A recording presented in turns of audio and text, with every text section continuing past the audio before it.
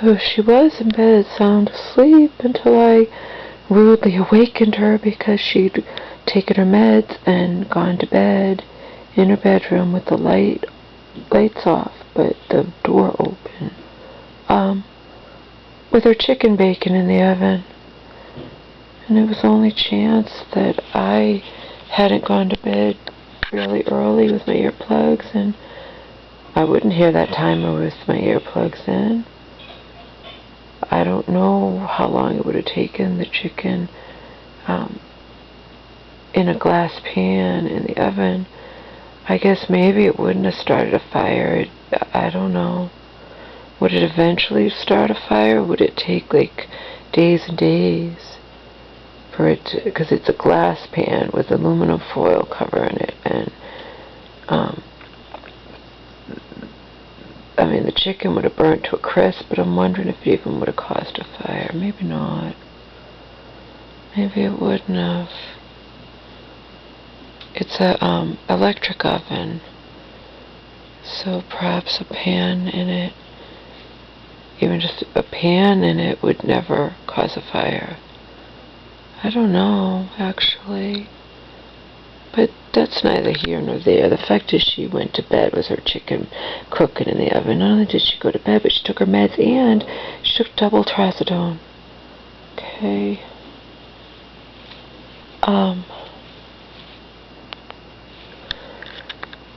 And she said she's not going to see her psychiatrist. She's taking off. She's going to a friend's house to get away from her horrible monster of a daughter. She didn't use those words, but that's what she's telling people. She called up that guy, her new boyfriend, to report me. Meanwhile, you know, like I said, she accepts no responsibility or blame. She called up that guy to report me for pointing out the fact that what she did was very, very foolish. And she's pointing out my fire. Yeah, but my fire was a different, totally different. It's not like I went to bed, and it's not like I wasn't right there to you know, to put the fire out.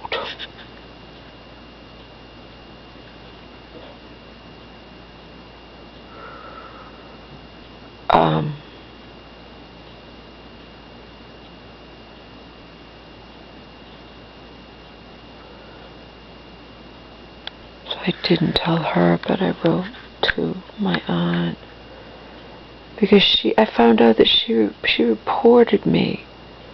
She reported me to this place. They don't know me from Adam, the woman who was my mom's advocate and my advocate, and who knew me and helped me through all that shit with Bobby and whatnot. She's not there anymore. So these people don't know me from Adam. They adore my mother. They don't know me from Adam. And, you know, she's always going to say stuff that, and when she told me she reported me last Friday, and then I'm like, well, I bet you didn't tell her that you had got 2.5 hours sleep and you had having coffee and forcing yourself to stay awake the rest of the night. She's like, I did tell her. She said it's none of your business, and I can do what I want, and she has insomnia. That's not the same thing, but it doesn't matter, see? They adore her. She's making me out to be an abusive monster, whatnot, and they don't know the truth. So I'm gonna have to leave.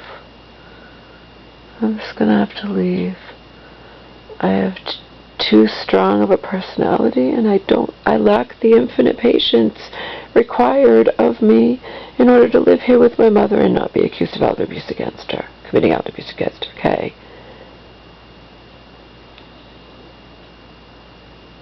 And that's just a given. I lack the infinite patience. It's not like I go around yelling at her all the time for no reason.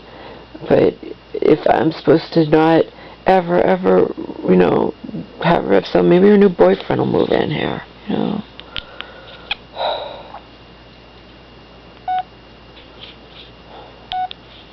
Done.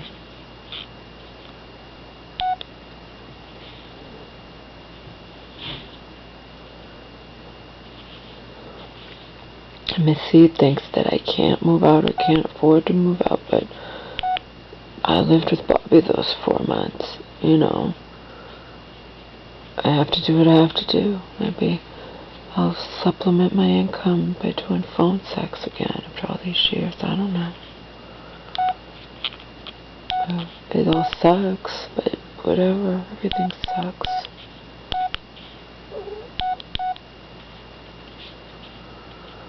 So I sent 3 texts to Auntie because the truth came out. First of all, my mom is accepting no responsibility for the fact that she went to sleep and didn't hear the buzzer go off, and the chicken would have been burning to a crisp all night.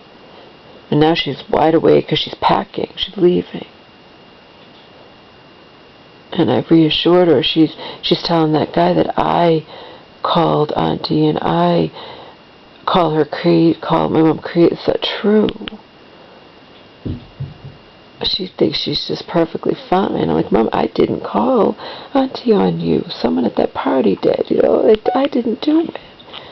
I haven't talked to her in a long time, months, weeks, I don't know. I haven't talked to her a long time.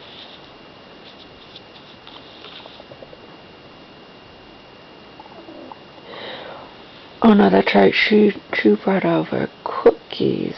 I was in the bathroom, and my mom was outside with Omar at Christmas time, and Auntie came in the house because Auntie was picking my mom up for an appointment, and Auntie brought over cookies. So she said she'd let me know so I wouldn't be startled till, She said, "It's me. I'm here." So I did talk to her. Just hi. Anyway, the bottom line is I didn't call Auntie. But my mom's getting progressively worse, so if she wasn't seeing her psychiatrist, which she's now refusing to do, so it's probably going to wind up being the police again, but she's taken off to that place, so Auntie has to take care of this,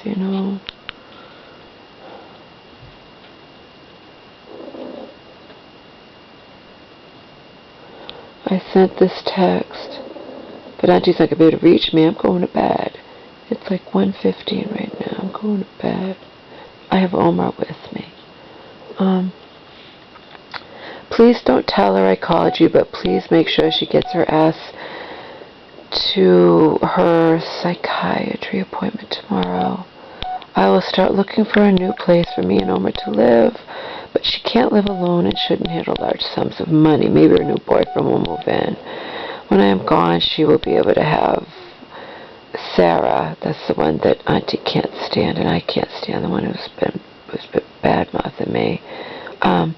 When I am gone, she'll be able to have Sarah here for the weekend like she wants to do. I'm not going to be accused of elder abuse and have the cops called on me by strangers who adore her and don't know me from Adam. I'm done. And then, such a fucking joke. And then this one's really long. I do yell at her sometimes, and I do try to get her to do everything she can to maintain her health, but I have a very strong personality, and certain things, like her stupid, clueless friends badmouthing me, enrages me. I also understandably become very upset with her when she puts Omar's life in danger. Bottom line is I am imperfect, and here's the key point. I am imperfect and lack the infinite patience required of me if I wish to live here with her and not be accused of committing elder abuse against her, for yelling at her sometimes and, in quotations, telling her what to do for her own good, not because I want to be a mean, controlling bitch.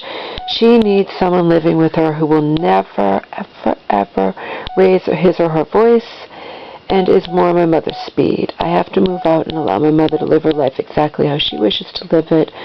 But right now, you need to make sure your sick sister makes it to her psychiatrist appointment.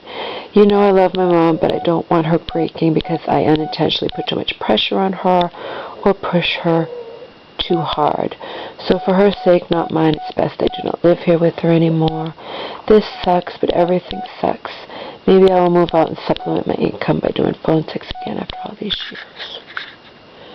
That was message number 2. I left in the middle of the night. And message number 3. By the way, she is running off to her friends to get away from her verbally abusive towards her monster of a daughter. And it's all sarcasm, of course. And planning to sell her house. Maybe you feel like being kind to me and telling those good folks at, insert the name of that place she hangs out at, where she has reported me to everybody. And, you know, they, whatever. At that place,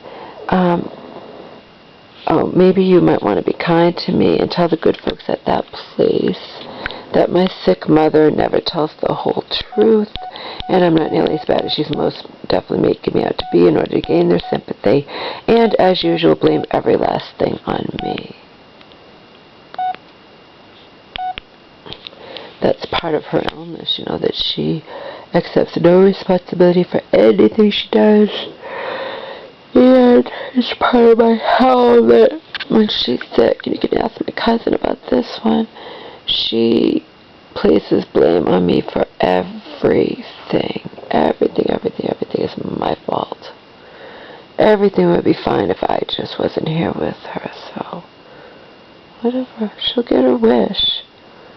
She'll stop being healthy. She'll never have ever, she has to have someone live here anyway, and who's to say that they'll be any better, but you know, she'll never ever, you know, she can do whatever, she'll be able to do whatever she wants.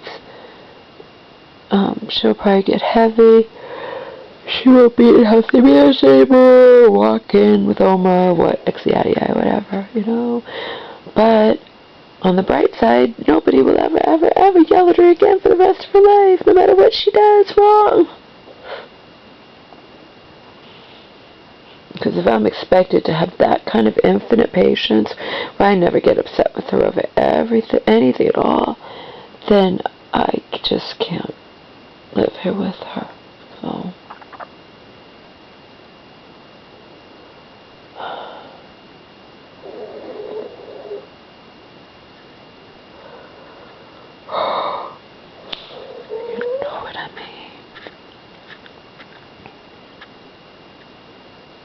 like I said to Auntie, it sucks, but everything sucks. You know, it all sucks. I'm in hell.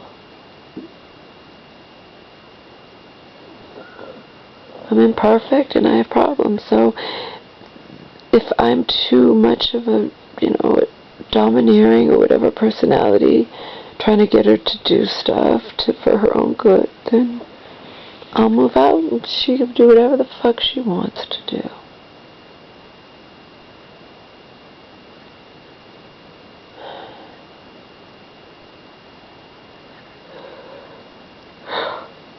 I'm going to bed. She's not. She was sound asleep. She didn't hear the buzzer go off for the chicken, but she's going to pretend that she would have woken up or whatnot and takes no responsibility. It's part of her illness. It's also part of her illness to, when the shit's hitting the fan, and to blame me. To completely blame me. Like everything would be perfectly fine if I was out of the picture. You know? I'm done. Seriously. Done.